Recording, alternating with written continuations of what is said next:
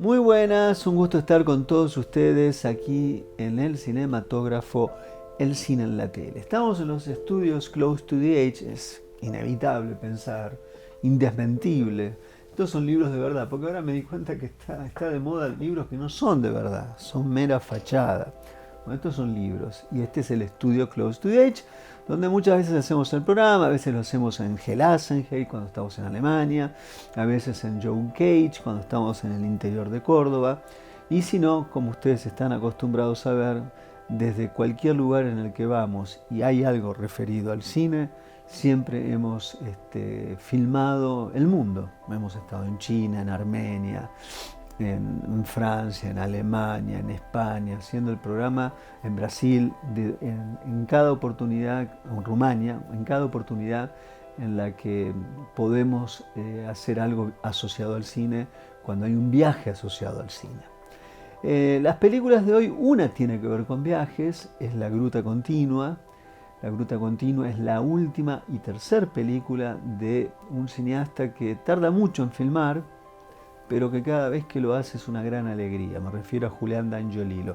Lo habíamos entrevistado a propósito de su obra completa. Hoy nos vamos a referir y a concentrar en La Gruta Continua, que me parece que es una película que merece atención, que se estrenó la semana pasada en Buenos Aires y que se ha estrenado ahora en nuestra ciudad de Córdoba.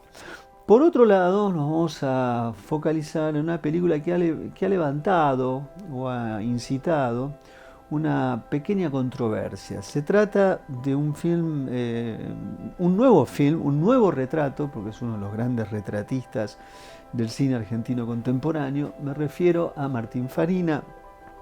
La película se llama El Cambio de Guardia, y es una película que tiene sus propios secretos, y lo que nos permite a nosotros es trabajar sobre un tema esencial en el cine, que es el punto de vista. Ese es el tema clave de la discusión de una película que es un retrato de amigos. Con estas palabras iniciales, como siempre decimos, así comienza el cinematógrafo.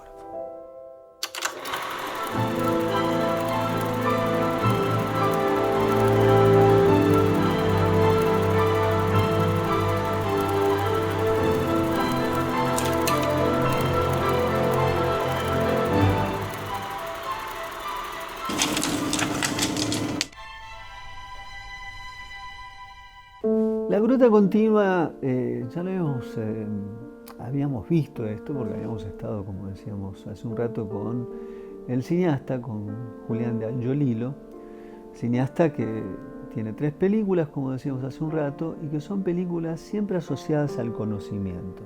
Ya habíamos dicho algo al respecto, al referirnos en su momento en la entrevista, cuando uno recuerda Hacerme Feriante, posteriormente su segunda película, Cuerpo de Letra, para mí una de las grandes películas argentinas de los últimos años, y ahora esta, La Gruta Continua. Había un elemento en común entre las 3, que es la relación que establece la puesta en escena con el espacio como una categoría esencial para el cine. Generalmente las películas tienen algo asociado al tiempo y al espacio. Y en este caso en particular se trata de la espeleología. Ha habido otras películas recientes sobre la espeleología. Hay una que se llama Il Buco, que es el hueco. A D'Angiolillo le interesa las grutas. Ya había hecho algo en el pasado, un corto al respecto, y acá vuelve sobre un tema que le llevó muchísimo tiempo. La espeleología es una misteriosa ciencia.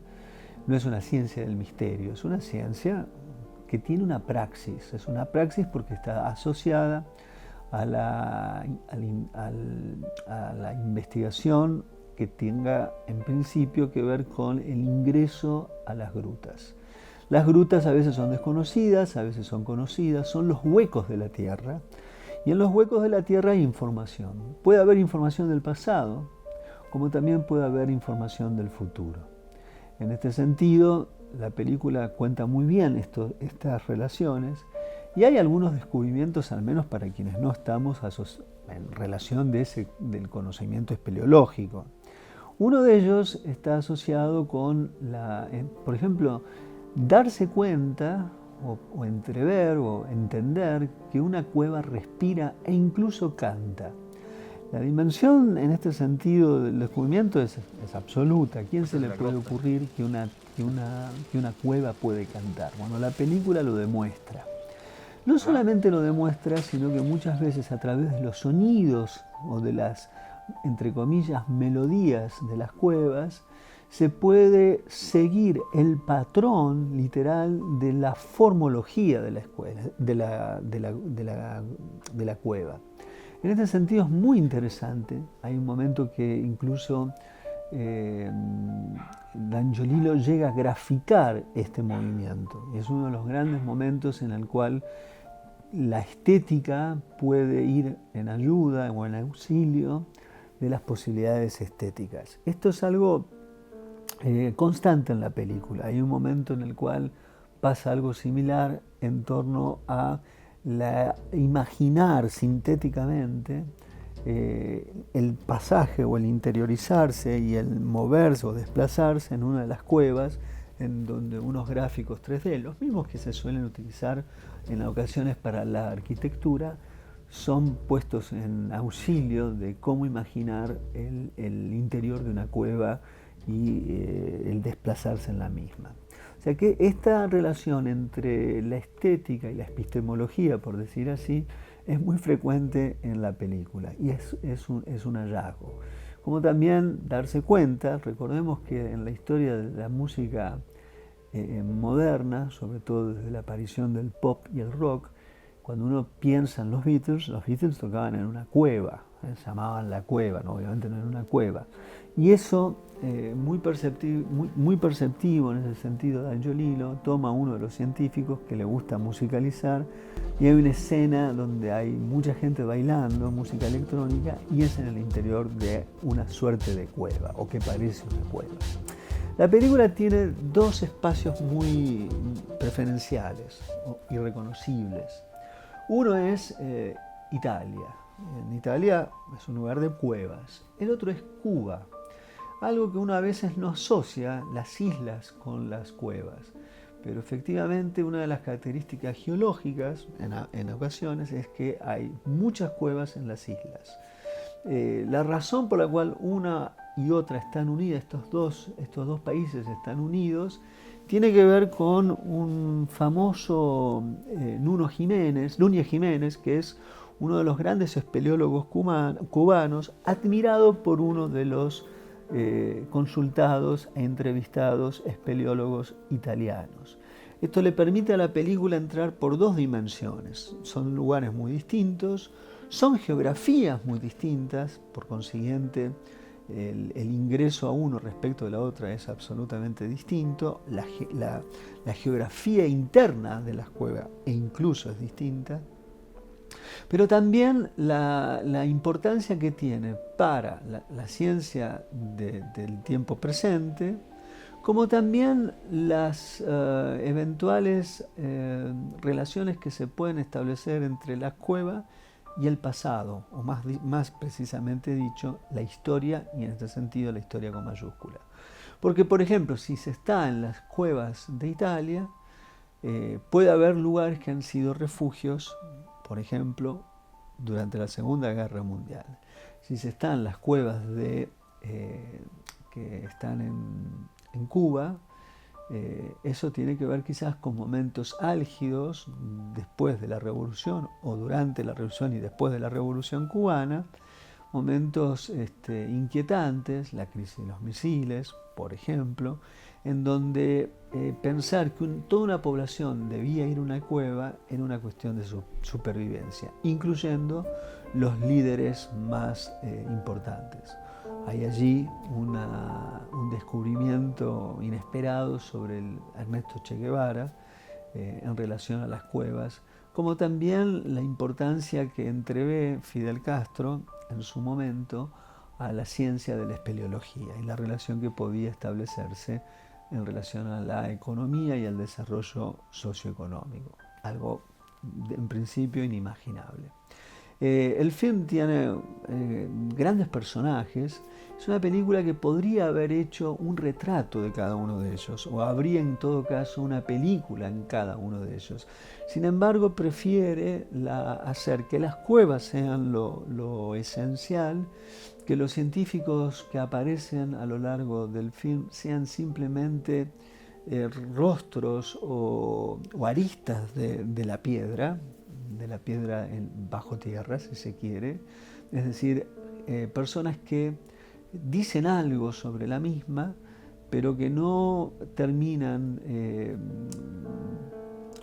monopolizando, más allá del atractivo de algunos de los personajes que son muy seductores, la relación de ellos con ese mundo de la espeleología. ¿Podría ser visto esto como una debilidad o un déficit del film? Yo creo que no, porque el punto de vista está articulado respecto de la investigación en sí o de la cantidad de mujeres y hombres que suelen aventurarse al interior de la Tierra para saber algo de nuestra geología, nuestra geografía y al mismo tiempo en esa aventura entender que es también una aventura de conocimiento, que depende mucho del cuerpo, porque es muy difícil introducirse en espacios tan lejanos y tan ausentes de oxígeno, por ejemplo. Evidentemente no es una ciencia para claustrofóbicos, entre otras cosas.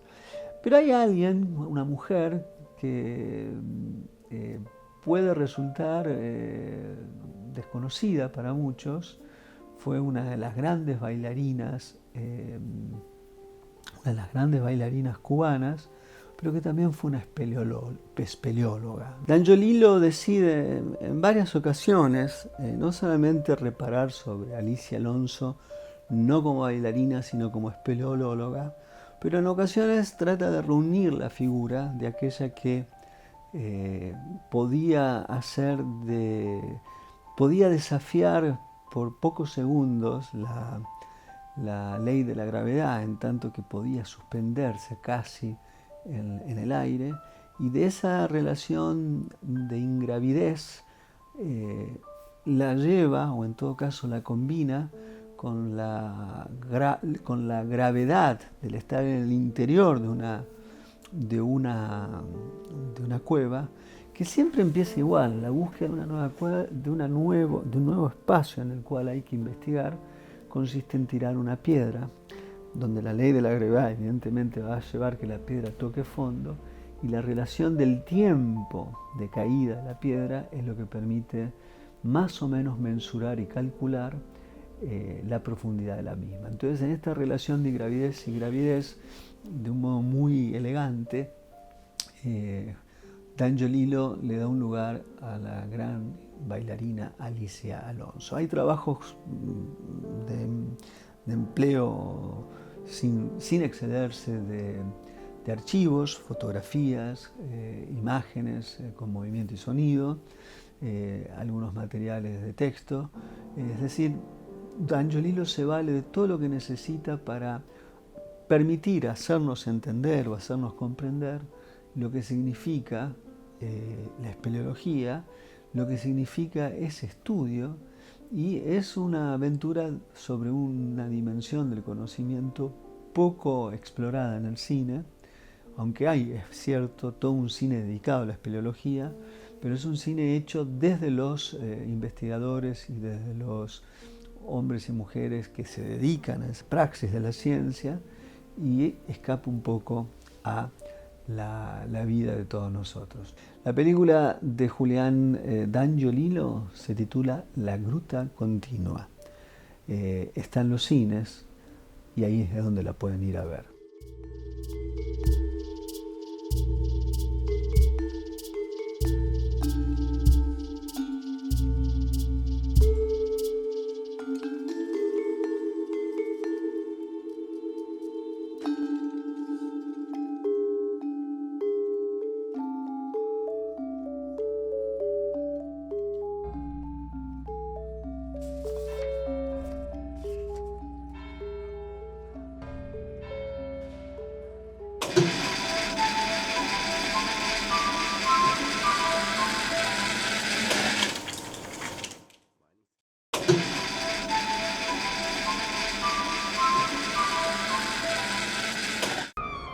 buenas tardes a todos.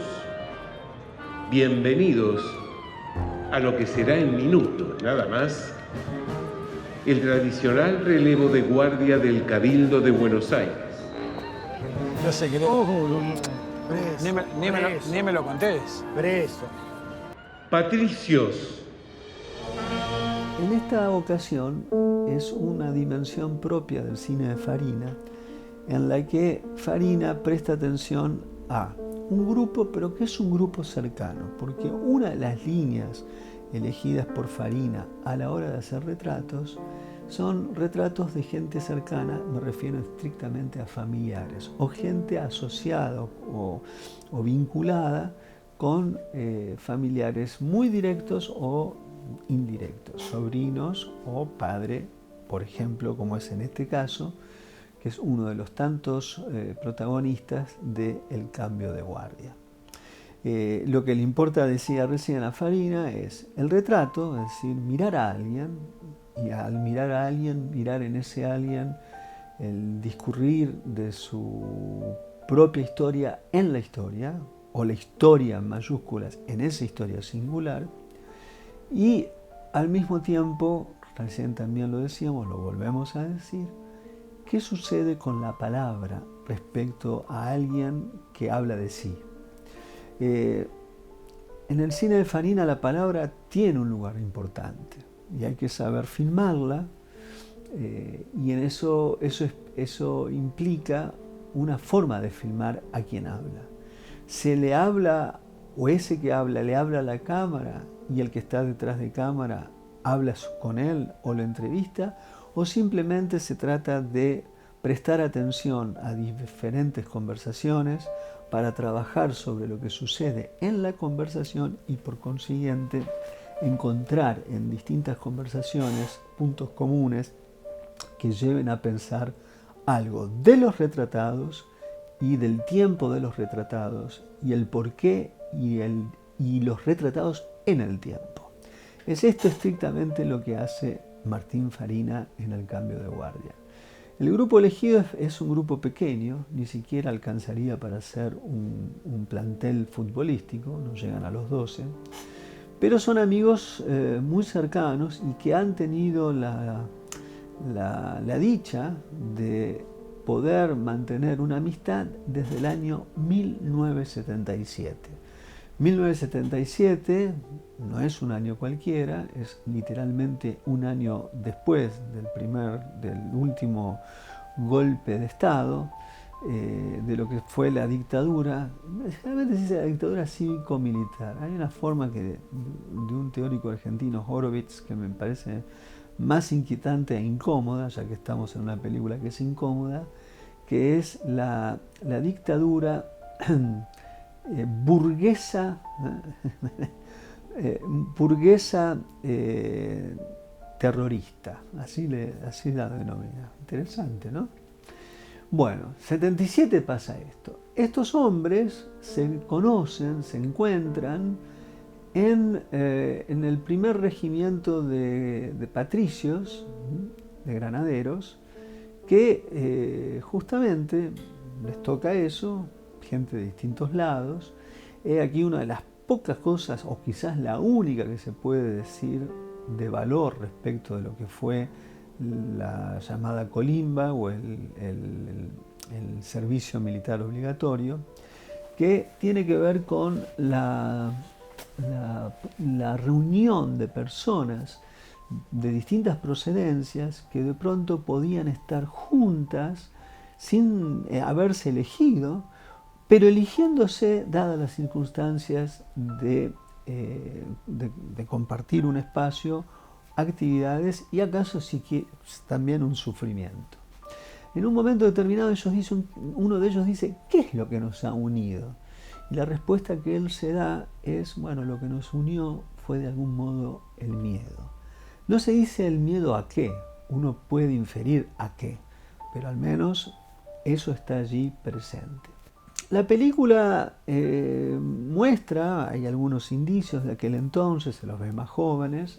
Evidentemente fue una experiencia, entre comillas, y casi diría iniciática, Y esa amistad, sin saber muy bien por qué, sin tener siquiera cosas muy en común, excepto ese momento particular que parece haber sido vivido como una suerte de expedición o lo más parecido a un extenso campamento, que no lo fue como tal, pero en la experiencia es un poco lo que pareciera ser, de un campamento de Boy Scouts. Hay algo de eso. Claramente son hombres muy distintos que tienen procedencias distintas, no solamente territoriales, sino también sociales. Es decir, hay una diferencia de clase y esa diferencia de clase se plasma en la película respecto a que tienen ocupaciones distintas. Algunos pueden ser llamados patrones o son dueños de algo y tienen gente en su haber y en su responsabilidad comercial, mientras que hay otros que son meramente empleados y que entienden muy bien lo que significa estrictamente vivir en un salario.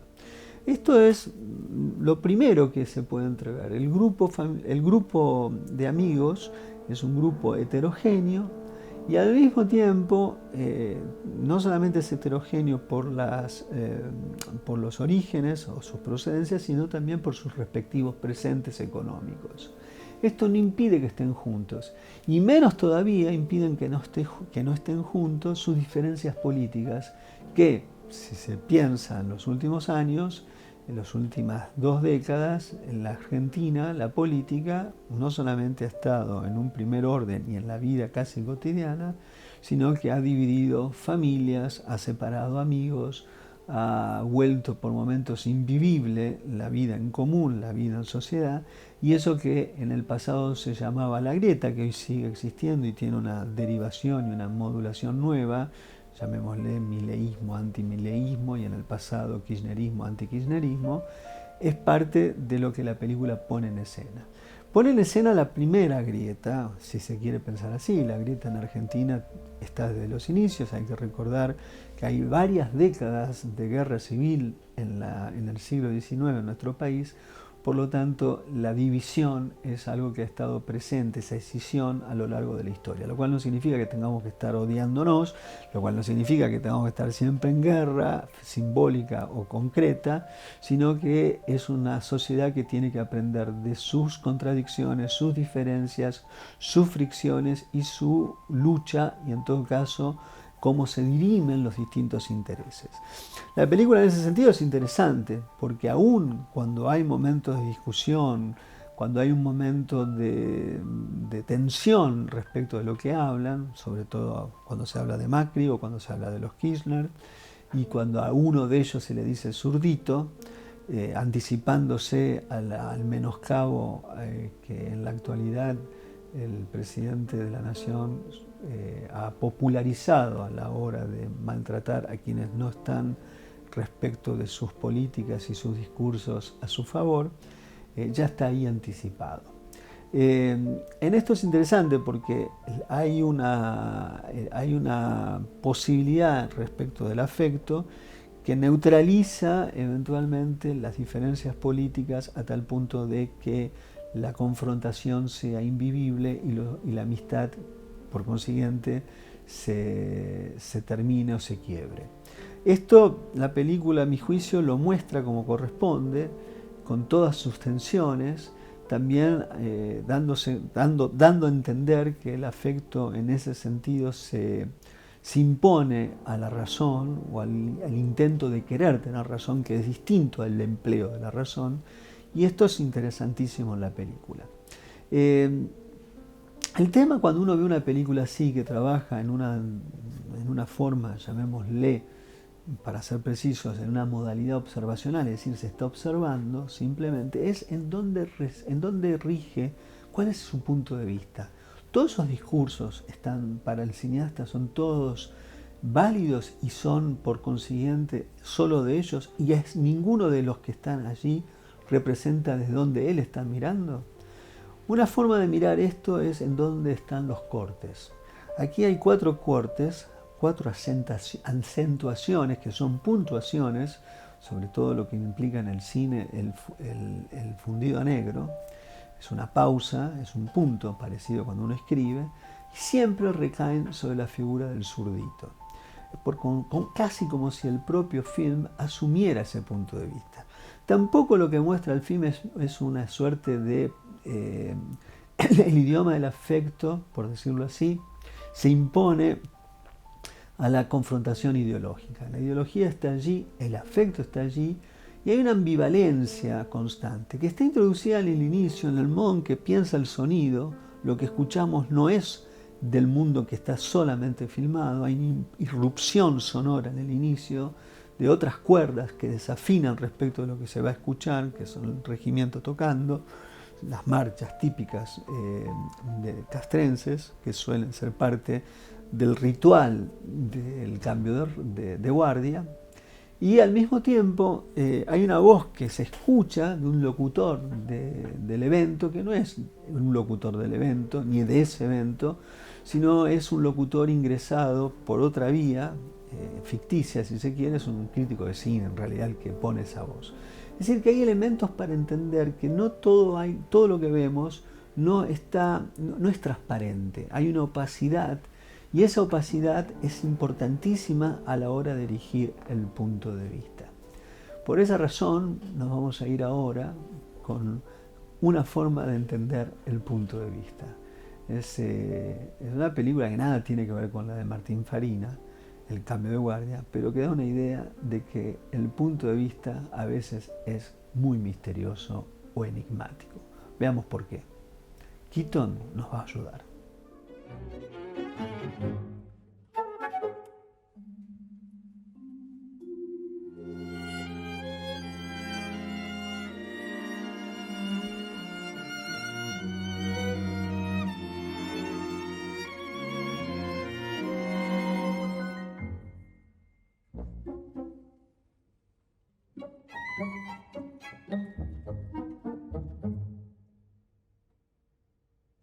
Ustedes saben que en los SRT estamos en un periodo constante de lucha. Muchas personas han dejado de trabajar acá, muchas otras creemos que queremos estar acá. Nuestro lema es: ninguno de nosotros está de más, nadie sobra aquí.